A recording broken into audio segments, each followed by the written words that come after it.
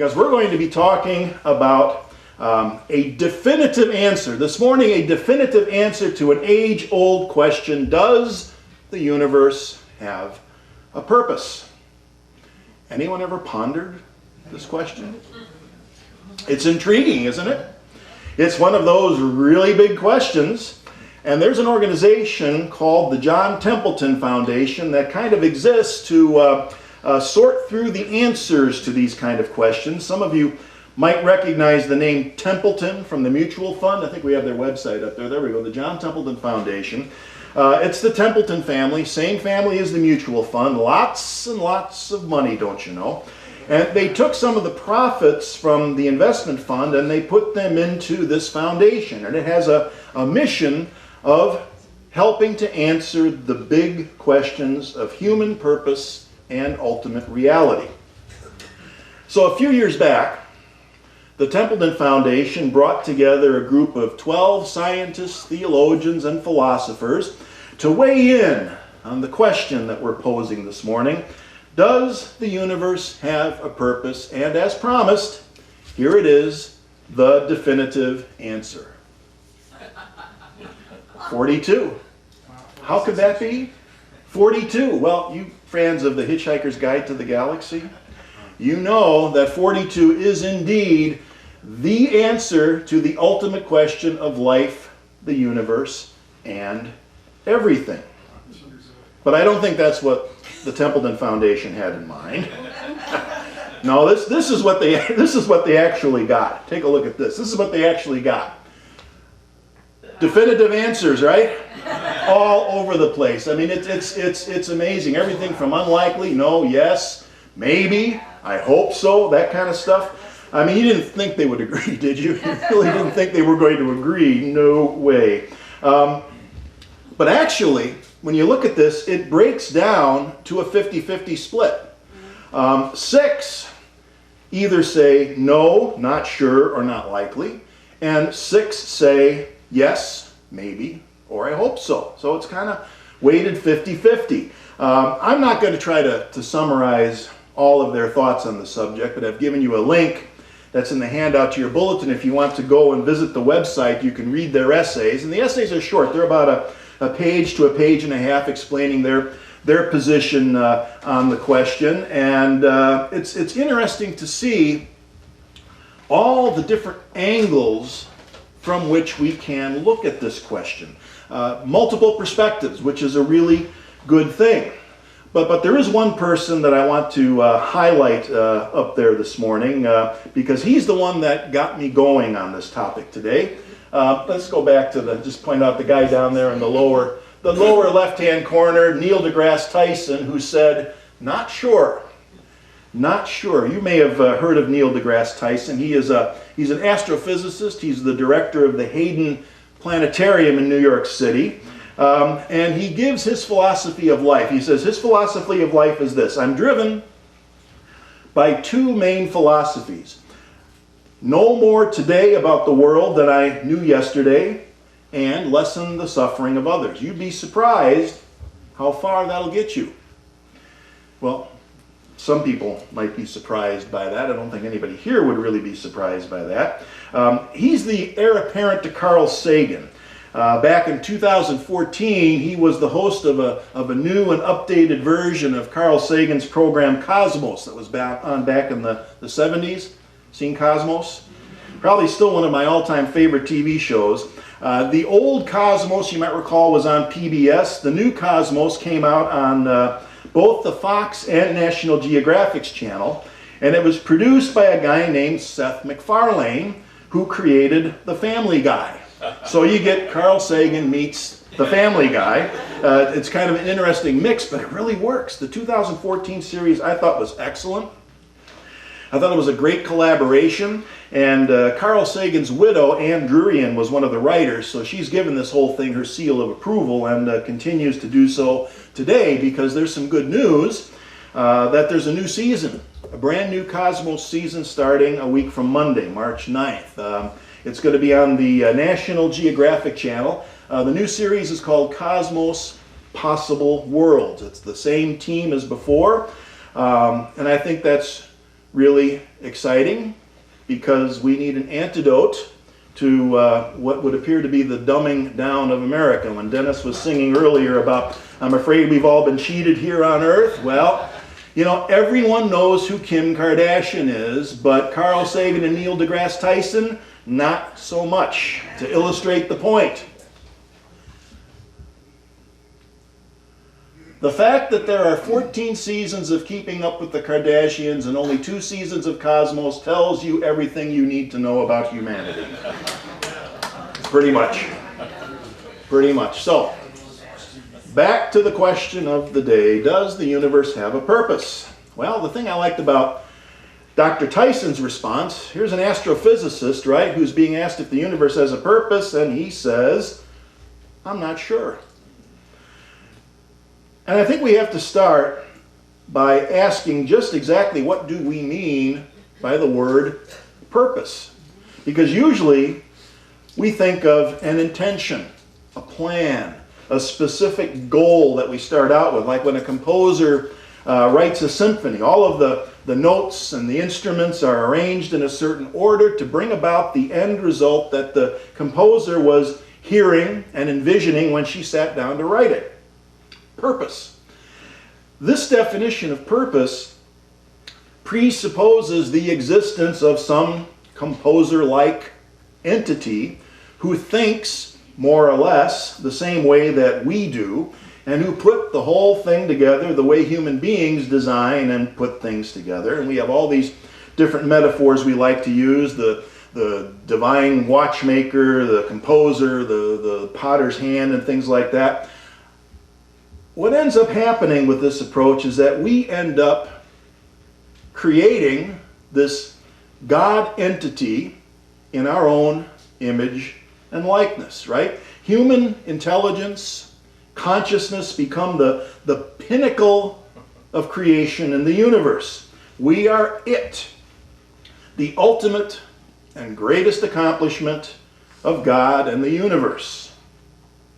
So, to the answer to our question, does the universe have a purpose? Well, of course it has a purpose. Its purpose is to produce me. Us. There it is. And we did. We used to believe the entire universe literally revolved around human beings on planet Earth. The sun, the stars, everything in the known universe revolved around the Earth, and there was nothing out beyond that. We're talking about into the middle of about the last century before we really understood that there were other galaxies out there and things like that. Pretty amazing. We thought everything revolved around us and the Earth, and we were 100% wrong.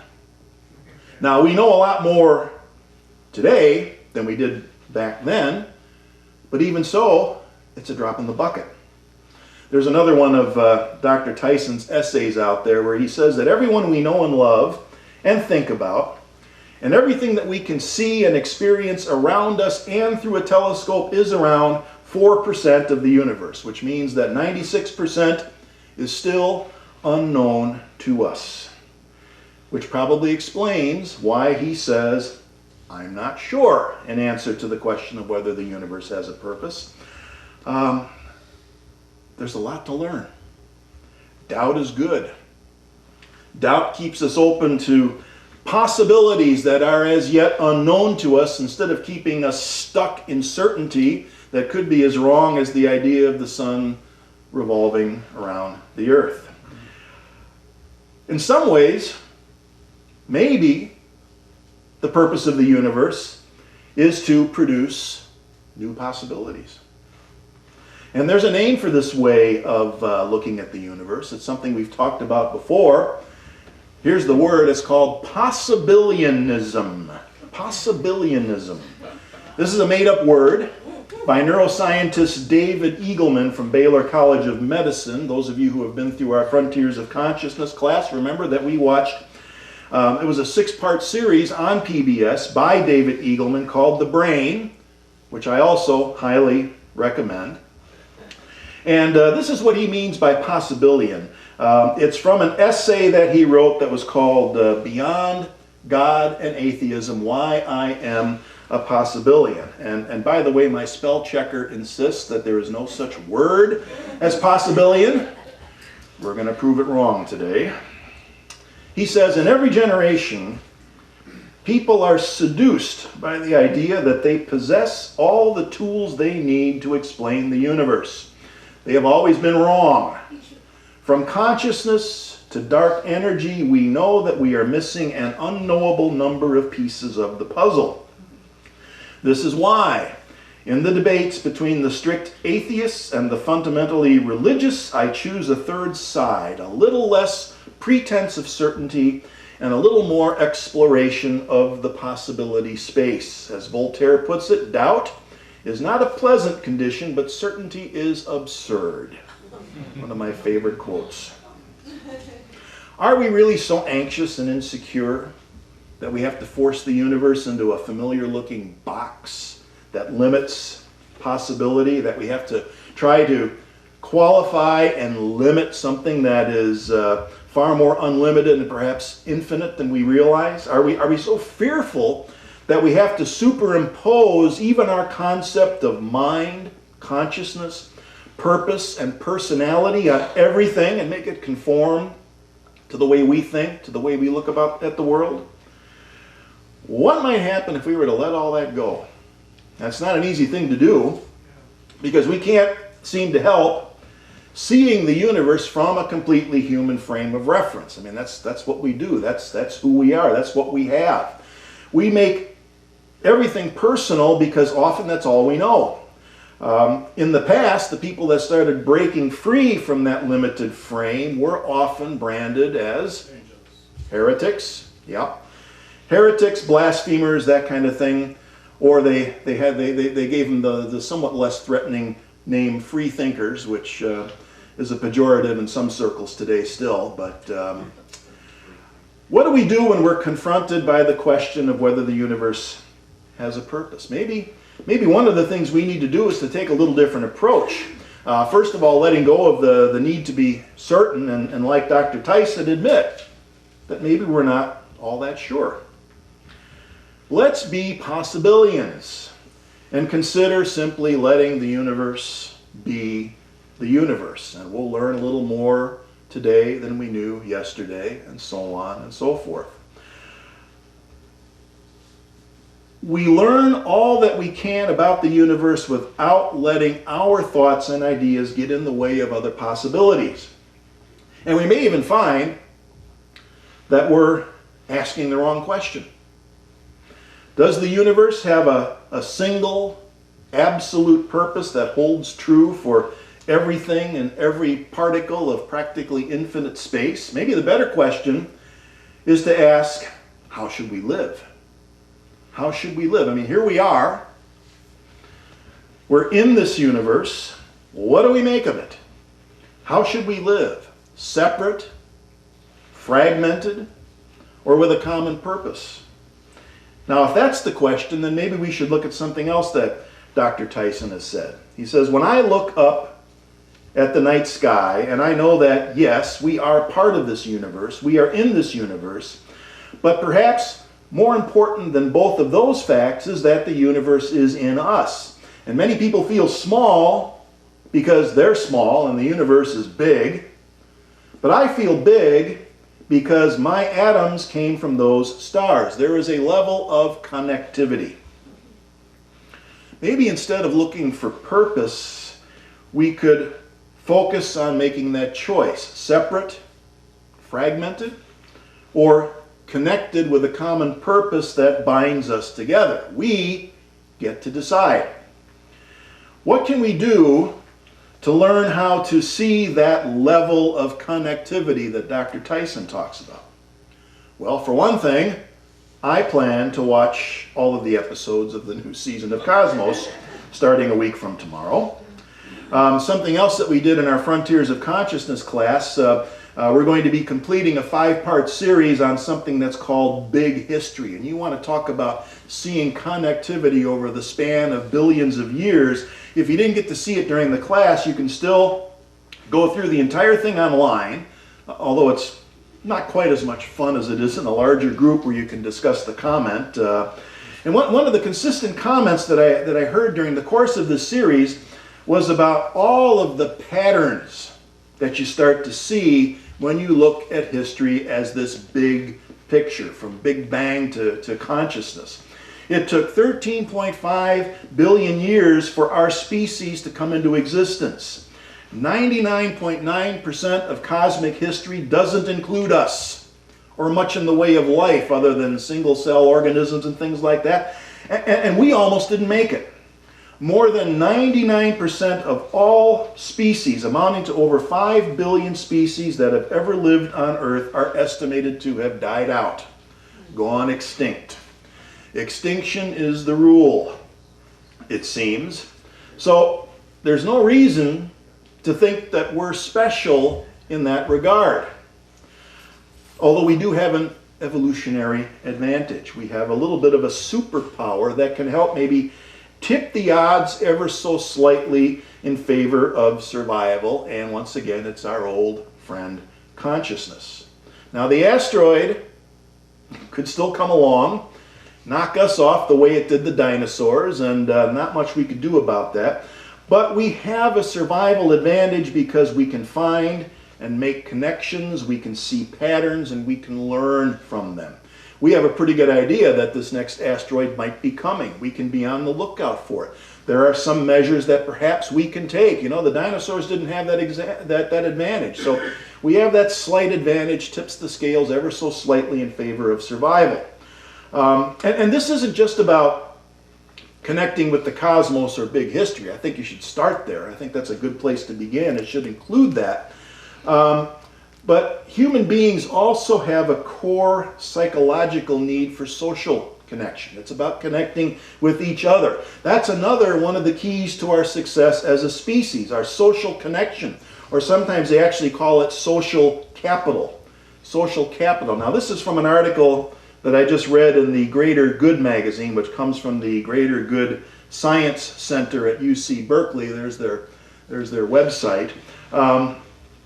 They say that social connections are sometimes called social capital for good reason.